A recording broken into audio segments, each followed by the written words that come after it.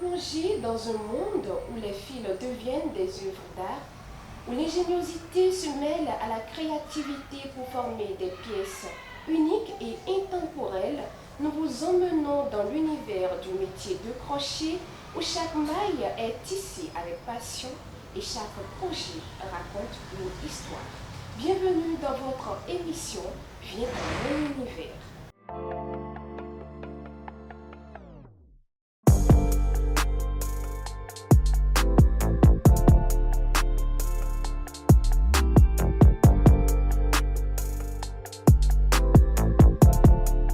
Nous sommes avec Madame Patricia Gamavor. Elle a pour profession le métier de crochet. Avec elle, nous allons parler de ce métier et préparez-vous à être inspiré et transporté dans un monde où l'imagination n'a pas de limite et où les crochets deviennent une baguette magique, transformant les fils en merveille. Bonjour Madame, comment est-ce que vous allez? Bonjour Madame la journaliste, je vais très bien chez vous. Ça va très bien aussi, merci. Et merci de nous accueillir chez vous. C'est un plaisir. Et vous exercez dans le domaine de crochet. Bien sûr. Et que peut-on comprendre par le métier de crochet? Merci. Alors, le crochet, c'est l'art de tisser ou de confectionner un vêtement ou tout autre accessoire de laine à partir d'un matériel indispensable qu'est le crochet, bien sûr, avec les mains. Donc le métier s'appelle le crochet et le matériel utilisé pour faire le métier s'appelle aussi encore le crochet. Voilà. Parlez-nous des différents types de crochets qui existent. Il y a différents types de crochets. Bien sûr, en dehors des différentes tailles qu'on trouve, il y a les crochets en acier qui sont généralement en fer, c'est un peu plus dur, en aluminium, et les crochets ergonomiques. Après, on trouve aussi des crochets en résine. Mais sinon, beaucoup plus ça toujours le même, tous jouent le même rôle, et avec différentes tailles de 0,6 mm jusqu'à 10 mm et bien plus encore. Donc il n'y a pas une grande différence entre... Non, pas du tout, pas vraiment. Ça dépend des types de création qu'on veut faire et chaque crochet selon la matière de laine qu'on utilise pour avoir un résultat donné. Dites-nous, qu'est-ce qui vous a inspiré ou motivé à commencer par exercer ce métier? Déjà, moi, j'étais partie d'un travail de manœuvre. Entre-temps, d'abord, avant même de travailler, il faut noter que je savais déjà crocheter depuis la classe de 6e au collège. Donc, après mon baccalauréat, je cherchais un job sur le campus et j'étais tombée sur une structure qui recherchait une main-d'œuvre pour les aider dans l'atelier de crochet pour pouvoir travailler plus rapidement sur les commandes. Donc, c'est de là que je l'ai exercé pendant un temps comme job. Et après, quand j'ai eu la licence, j'ai voulu me spécialiser, continuer dans la mode qui me passionnait. J'ai fait une formation en couture et en rajout, j'ai complété avec le crochet que je savais faire déjà jusqu'à aujourd'hui. Alors, Madame Patricia, déjà vous avez une licence en anglais, bien sûr. Hein? Oui. Et qu'est-ce qui justifie votre choix d'aller vers le domaine de crochet dans ce secteur-là? Déjà, il faut notifier, comme je le disais, je l'exerçais déjà comme un petit job de côté pour me faire des sources de revenus sur le campus. Du coup, on peut dire que même après ma licence, j'étais déjà plongée à telle enseigne où je ne me voyais plus. Déjà, vous connaissez les réalités. Parfois, quand on finit l'université, on a du mal à trouver un job. Voilà. Donc, comme moi, j'exerçais déjà et puis ça ne nécessitait pas vraiment de forts moyens pour pouvoir commencer. Déjà, chez moi, je faisais les ventes en ligne. Je confectionnais, il suffisait de faire une photo, une jolie photo que je postais sur les réseaux et déjà les gens commandaient. Donc j'étais tellement plongée dedans, passionnée que je ne trouvais plus du temps pour me dire je voulais aller chercher encore un autre job parce que j'étais déjà tout plongée en fait. Ça me prenait pratiquement tout mon temps. Donc c'est arrivé comme ça jusqu'où j'en suis. C'est un métier où, à la base, déjà, vous aviez les techniques. Hein. Et donc là, on peut comprendre que vous maîtrisez les techniques de base avant de vous lancer réellement dans le secteur. Bien sûr. Okay. Et justement, vous allez nous parler des techniques de base de ce métier-là, du métier de crochet, que les débutants devraient connaître, par exemple. Merci pour la question. Pour tout débutant qui souhaiterait commencer la passion du crochet, il faut déjà savoir comment, la première des choses, c'est de savoir tenir le crochet. Et ensuite, enrouler la laine, comment l'enrouler autour du doigt pour pouvoir commencer par crocheter. Ensuite, il faut maîtriser les premiers points de base, qu'est la chaînette. La chaînette est le premier point essentiel pour tout autre point qui suit après. Après la chaînette, on a la maille serrée, on a la maille coulée, on a la bride et la demi-bride. Après, s'ensuit les autres schémas. Mais c'est à partir des différents points que j'ai cités là que viennent tous les autres après. Est-ce que ces différents points-là, on arrive vraiment à vite les maîtriser? Déjà, pour quelqu'un qui est passionné, qui a le désir d'apprendre, la volonté de le faire, vraiment, c'est facile. Mais si tu viens parce que telle affaire, c'est tellement joli, ça me plaît, tu viens sans passion aucune, on aura beau t'expliquer, ça va vraiment tu vas trouver un peu compliqué quand même pour le début. Et dites-nous, est-ce que vous vous êtes spécialisé dans ce secteur-là? Parce qu'on a les enfants, on a les grandes personnes et autres. Est-ce que vous vous êtes spécialisé dans vos articles quand vous voulez confectionner? Bien sûr. Je sais pratiquement faire tout, presque tout dans le crochet. Mais au fil du temps, j'ai essayé de me spécialiser beaucoup plus pour les vêtements enfants et les accessoires. Et sinon, je sais faire également les vêtements pour adultes, les accessoires, les sacs et tout. Mais au fil du temps, j'ai essayé de faire le tri, de voir la plus forte demande de la clientèle, ce qui revenait le plus souvent. Et je me suis spécialisée beaucoup plus dans ça.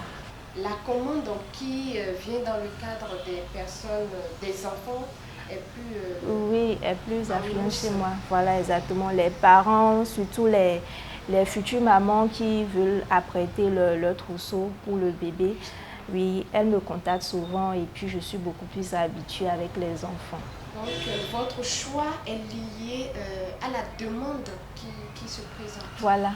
Et dites-nous, est-ce que cela ne prend pas assez de durée, confectionner Bien sûr, évidemment, puisqu'on le dit que tout est fait à la main avec le crochet, il faut noter que ça prend beaucoup de temps. Donc, c'est un peu ça. Quand on prend l'habit d'un bébé, par exemple, ça peut durer combien de temps? Ça varie généralement de 2 heures à 4 heures de temps selon le vêtement. Par exemple, pour un simple bonnet, je peux vous montrer un exemplaire ici. Par exemple, quand on prend ce bonnet en cours de finition, bon, je n'ai pas encore terminé, il me reste juste à terminer. Par exemple, ce bonnet m'a pris 2 heures de temps. 2 heures? Oui, 2 heures de temps.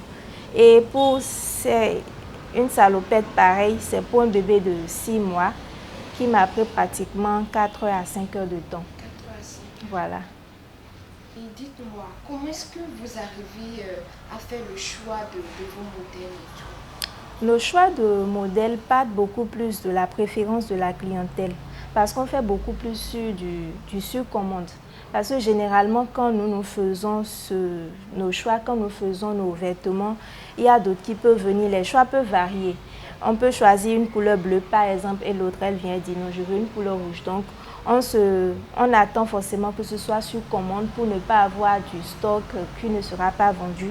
Du coup, le choix vient beaucoup plus de la clientèle selon le modèle, les couleurs, la taille, ce qu'il veut. Et bien sûr, après, si la personne veut qu'on ajoute une touche ou quelque chose de différent de l'image qu'elle nous a présentée particulièrement, on essaie d'ajouter une touche particulière pour essayer de différencier. Vous essayez d'ajouter une touche particulière en fonction de la demande du client. Et donc, quand on prend tout ce que vous confectionnez, quels sont les différents types de crochets que vous utilisez personnellement? Les différents types de crochets, il y en a plusieurs. Mais selon la création, selon le vêtement ou l'accessoire qu'on veut faire, ça dépend pour chaque crochet et le type de laine également. Par exemple, pour les vêtements bébés, j'utilise beaucoup plus le crochet numéro 3 et le crochet numéro 4. Et pour les chaussons, comme celui-ci par exemple, j'ai eu à utiliser un crochet moins de 1,9 mm pour avoir des points un peu plus fermés, un peu plus fermes. Donc ça dépend. Il y a aussi des crochets un peu plus gros qu'on utilise si le fil est un peu de grosse épaisseur, ou également si c'est un sac, il y a des crochets qui sont un peu plus grands qu'on utilise également. Donc ça dépend du type de modèle à faire, de la création, de la pelote de laine qu'on a devant nous, soit de grosse épaisseur, de petite épaisseur, ainsi de suite. Est-ce à dire que, est-ce qu'il y a une période assez phare où la demande de la clientèle est assez forte? Bien sûr. Par exemple, surtout en période de fête, c'est le moment où on reçoit plus de commandes. D'abord, du fait que je suis spécialisée pour les enfants, il y a les mamans qui réclament beaucoup, surtout quand elles ont des photoshoots ou bien des photos de naissance qu'elles veulent faire avec leurs enfants. Elles demandent des tenues qu'on réalise pour les enfants, des tenues de fête et beaucoup plus en cette période-là. Dites-nous, quels sont les défis les plus courants auxquels sont confrontés les crocheteurs et comment est-ce que vous arrivez à surmonter personnellement ces défis-là? Déjà, le crochet est un travail fait, mais ça nécessite beaucoup de temps. Donc, on a des difficultés à trouver des manœuvres pour nous aider à répondre plus rapidement à la demande de la clientèle. Donc, on est souvent confronté aux problèmes de temps, de réalisation des commandes à temps dans les plus brefs délais pour livrer assez rapidement la clientèle. Donc, des fois, on est obligé, c'est vrai, on embauche, on a des main-d'œuvre qui nous aident. Mais des fois, les main-d'œuvre, si elles ne sont pas tellement passionnées comme toi, le travail n'avance pas comme il faut. Il faut parfois le faire, défaire, leur dire comment il faut faire, revenir encore dessus, encore et encore, jusqu'à ce que ça donne ce qu'il faut. Et il reste également à travailler beaucoup sur la rapidité en fait pour pouvoir répondre assez rapidement à la demande de la clientèle. Donc il faut dire que vous arrivez en quelque sorte à surmonter ces défis-là. Oui, bon, on fait avec quand même. D'accord. Et personnellement, comment est-ce que vous voyez l'avenir du métier de crochet?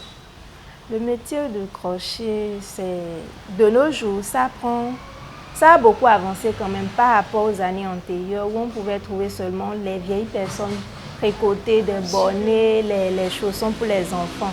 Mais aujourd'hui, on voit beaucoup de jeunes s'adonner à ça et on trouve beaucoup plus de spécialités dans le crochet. En dehors des vêtements, il y a bien plus de choses. Il y a d'autres qui sont spécialisés uniquement pour les sacs. Il y a d'autres qui sont spécialisés uniquement pour les chaussures en crochet. Il y a d'autres qui sont spécialisés uniquement pour les macramés, les décorations murales dans les maisons, les accessoires de mode, les accessoires de décoration. Donc un peu de tout. C'est un domaine assez vaste quand même pour ceux qui souhaitent découvrir le monde du crochet. Il y a assez, en dehors des vêtements, il y a assez de choses qui promènent. À votre niveau, à part les vêtements, vous confectionnez quoi d'autre en plus? En dehors des vêtements, je fais des accessoires, je fais des sacs.